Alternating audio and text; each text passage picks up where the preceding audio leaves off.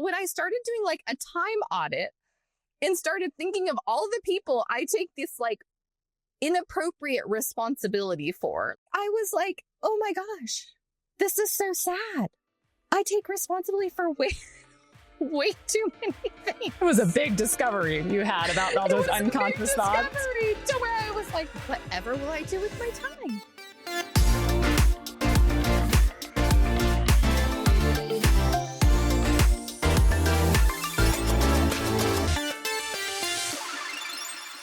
Hi, I'm Jen.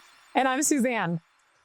Today we are talking about the things that are invisible in our life that we take responsibility for and we don't even realize it. Ooh-wee. Mm-hmm. Yeah.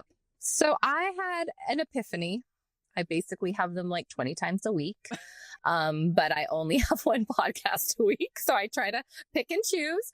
But today, so I'm in a little background. So I am in a church group that is called Freedom, and it is all about using scripture to live free, to live without like all the chains that we have put on ourselves. And so one of the things I took away, and I've taken away many, and you get to hear about them all because it has been completely mind-blowing to me, is the quote said something to the effect of, what you are unwilling to give to God, you make your responsibility.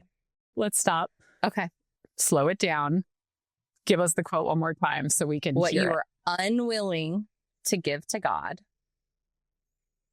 you can replace whatever you want there. You make your responsibility. Okay. So whatever you're willing to not let go or give to God, you make whatever your you're unwilling to let go of. Yes. Yeah. Okay. Whatever you or you could say whatever you decide to keep becomes your responsibility. Just depends how your mind works. Now, that sounds like, well, yeah, I keep my house and I have responsibility for it. And you could go down the whole logical path, but that's not what we're talking about today. It's the invisible stuff.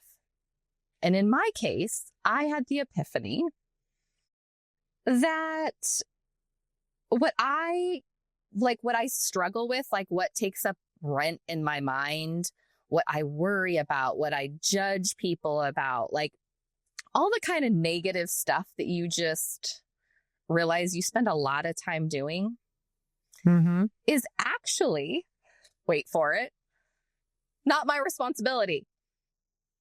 I am wasting all of this time on convincing myself that I am responsible for all these other things. So let me give you an example because it sounds like super abstract. So we have aging parents. Yes. You know this. I'm saying to you this, but I'm telling our listeners, you know we have aging parents.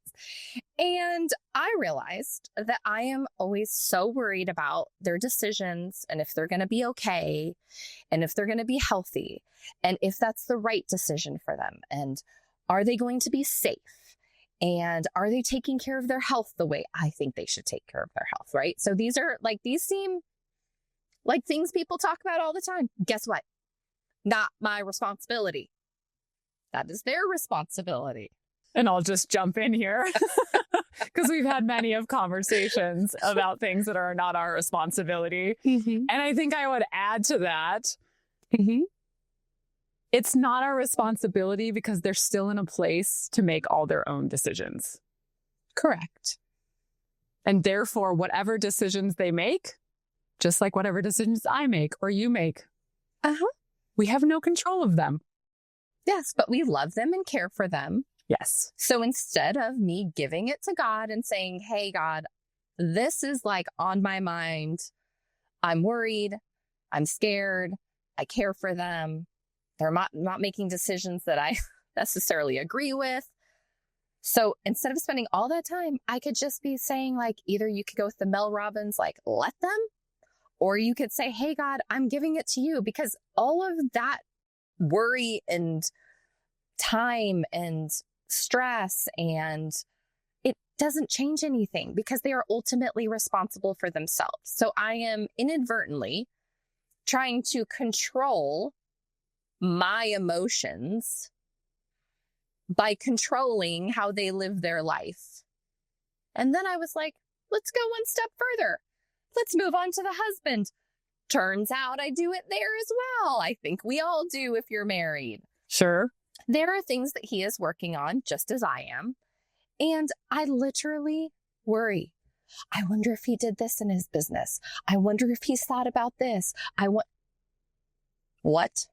It is his business. It is his decisions. And he asks for my opinion. I am happy to give it to him. And when we have business meetings, I say these things.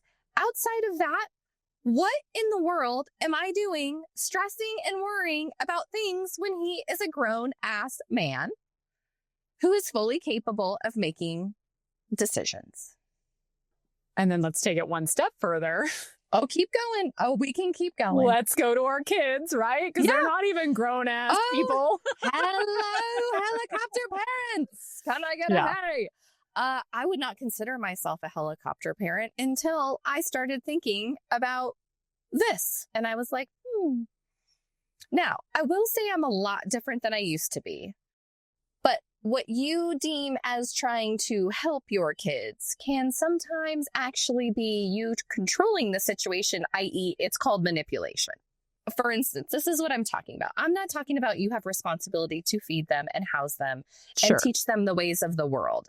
I'm talking about, oh gosh, I hope that my daughter makes friends at school today. I'm just going to stress about it. I hope she gets invited to this party. I'm just going to stress. Maybe I'll call that mom. Maybe I'll befriend that mom because then maybe they can be friends. And everybody who is sitting here acting like they don't do that or haven't done that in the past, you are lying.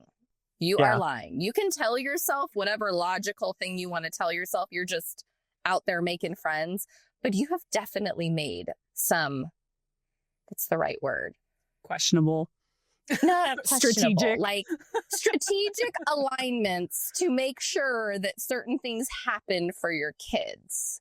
And that's just one example of doing something like that, you know, where I took on all of that worry, judgment, action, again, completely out of my control. Responsibilities. But I think also, because I think what you're talking about right there's a fine line with the kids, right? Of trying to help them socially or strategically help them. For me, what I'm wondering is, or what came up for me when you gave me that quote was, it's all the mental time that you spend thinking about it. Like, right? Yeah. So like, for example, with our parents, they're going to make whatever decisions they're going to make. And all 100%. Of the time and hours and worry and research and everything else does not matter. Same with your husband. Yeah. All the time you put into it does not matter. Or worrying about, is my kid going to do this or that or this or that? Like, and I recognize that as you go down the levels from like grandparents or parents to husband to kids, like it gets a little bit more murky when you get to your kids, right? For sure.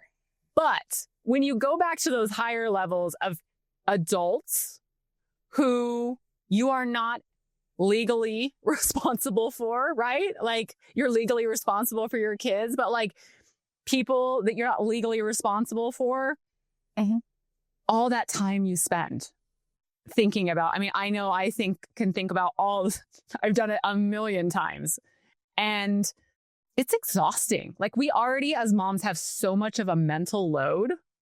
So if you're considering like, wait a minute, like the question that rose for me when you said that was, oh my gosh, if I'm spending all this time, thinking about, and it kind of takes us back to last episode when we were talking about all that time I would spend thinking about and like being angry and resentful about something that someone had asked me to do, I had agreed to, and then I'd be resentful and I'd stay in that like negative cycle. To me, this is just another version. I don't know if you agree. It's totally another example. You're taking responsibility for you're basically taking responsibility for saying no or saying yes. Well, in that case, technically, that is your responsibility. But how they feel about it and all that other stuff is not your responsibility. Exactly. Yeah. And it's similarly here, right? Like whatever decisions they make when we don't have control of them are theirs to make.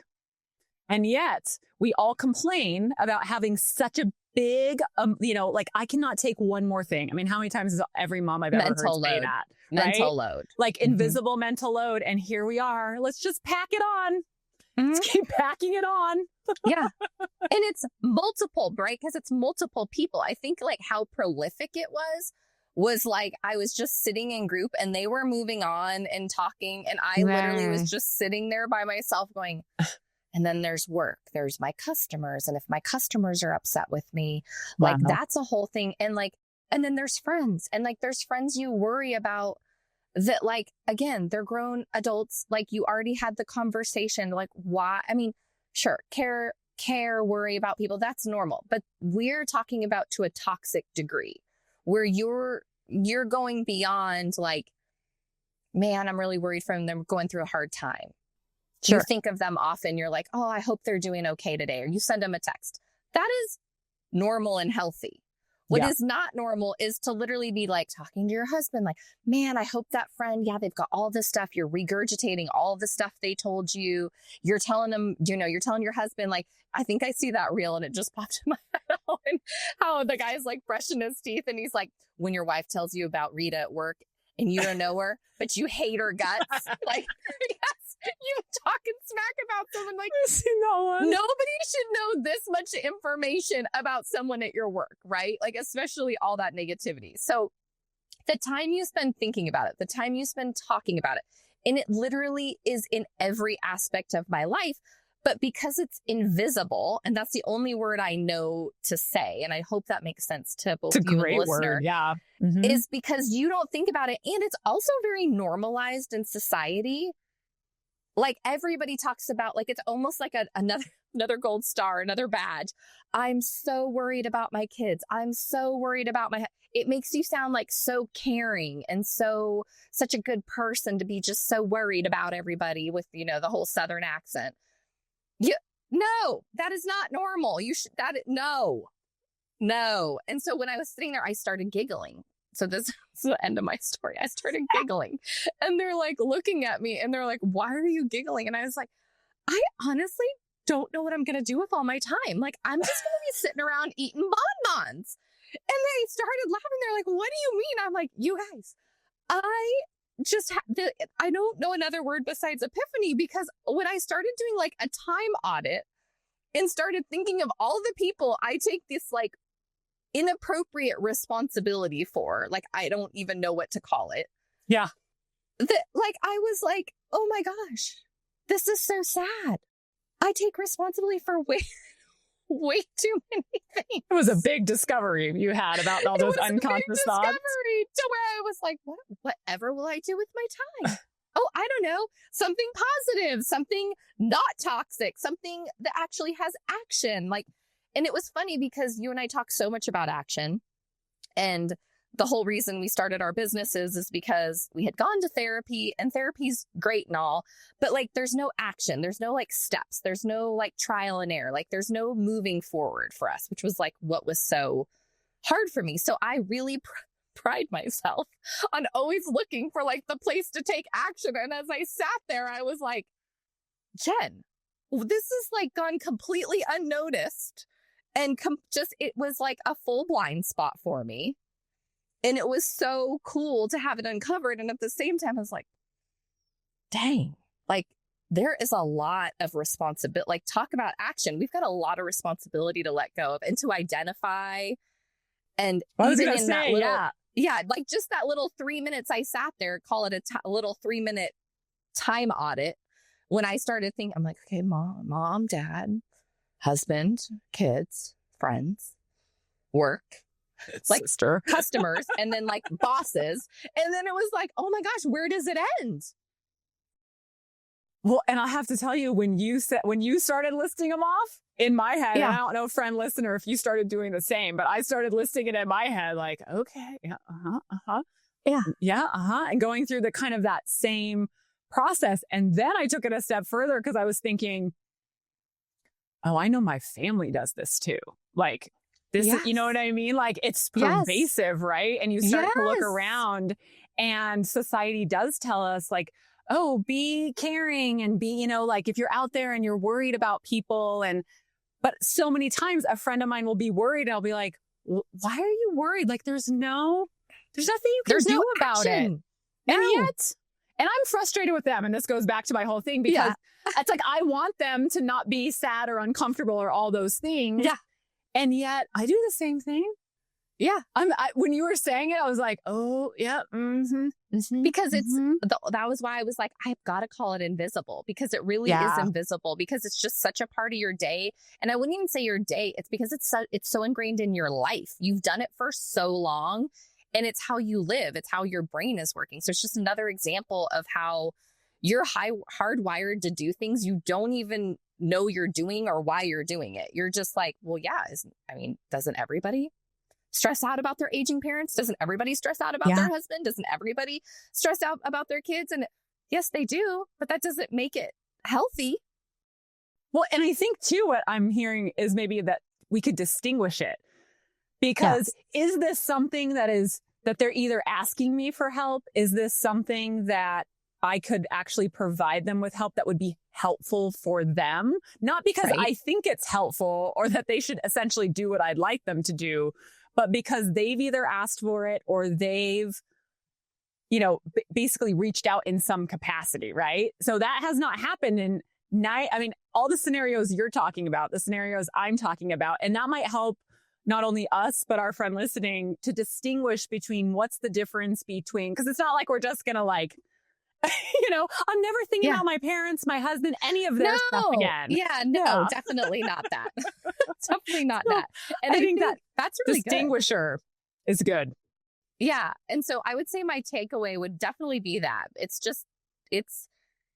that pause we talk about and just asking yourself the question, like the discovery questions of like, is this I don't like to use the word normal, but is this healthy for me? This worry, is there something I can do about it? Have they asked me for help? I feel like those are the two questions. Yeah. Like, have they asked for help? Yes or no? No. Oh, okay. Have you already discussed it before? Yes or no? If you have, guess what? That was your opportunity. Moving on. And then the third one is like, can I do something to help? Yes or no? And once you get past those, like the rest of it, that's on you, babe. You are just and you need to give it to someone. You need to give it to God because you're having a hard time and you've got all your worries and judgment and taking up your time, or you need to give it to the universe, or you need to let it go. I don't know where it needs to go, but it needs to not belong to you anymore. That is the takeaway. And just to recognize how often it showed up. And I think I'm just still blown away, and still I'm driving along. I'm like, oh, I'm worrying about this and that's not mine. It just keeps coming up, and it's just been really fascinating. I'm not mad at myself. I'm not judging myself. It's just been super fascinating to see how often I'm taking responsibility for things that I have no control over. None. Well, and now I'm thinking we should do another episode in maybe 3 months, because for anyone that's been through this process, when you first discover something, it can take time and then it starts ticking and you start seeing it in different places. And I'd love to see what you come up with in 3 months, or friend, if you're doing this and you notice it and then subsequently it comes up. But at this point, I want our listener to answer the question for themselves. Is there any place in your life where you're taking responsibility for something that you have zero control over? And if so, what are you going to do about it? The answer is yes. And then I'm going to just say, and you're welcome for the time, because apparently we're all going to have a lot more time after this episode, because thank you for bringing it up. All right. Well, that's it for today. We hope you discovered something in my story. See you next time. Same place, same sisterhood. Bye. Bye.